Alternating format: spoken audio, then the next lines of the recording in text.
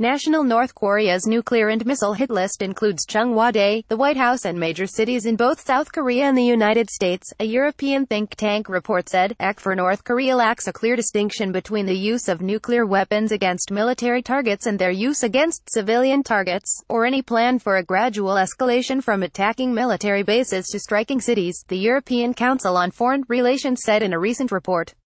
The hit list names presidential offices in South Korea and the U.S., along with major cities in both countries such as Seoul and New York City, citing North Korean sources. Key military bases in U.S. mainland, Asia-Pacific, South Korea, and Japan were also mentioned as potential targets. North Korea has displayed no preference between strikes against military and civilian targets in its official statements and reports, it added. It stressed it is almost impossible to target military forces without creating civilian casualties in the process. The ECFR said the list was based on North Korean leader Kim Jong-un's core military strategy of threatening to use nuclear weapons when a preventive attack is detected. Pyongyang's official statements show that it is prepared to carry out a preemptive nuclear strike, that it would consider strikes against both military and civilian targets, and that it is focused on deterrence by punishment, but dreams of achieving deterrence by denial, it said. Through pictures released via its state-run media, North Korea has hinted it holds maps corresponding to the list, such as a picture that shows Kim with a map depicting cities and army bases in the U.S. mainland, published in March 2013.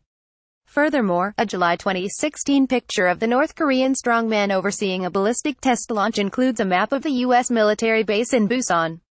A number of video montages portrayed Guam as a target before Pyongyang threatened to launch ballistic missiles to the U.S. territory in the Pacific in August 2017, the report said.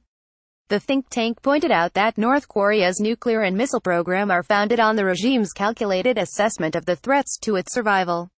In order to avoid a blown war, it added, the international society needs to comprehend how the rogue regime sees its nuclear weapons.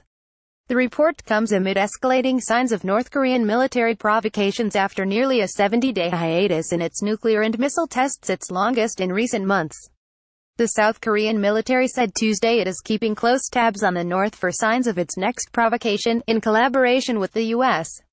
Japan's Kyodo News reported earlier in the day that Pyongyang is likely to launch another nuclear missile soon based on radio signals the Japanese government received. It added the signals could be from the North's winter military training. By Young Mink Young MK Young at HeraldCorp.com.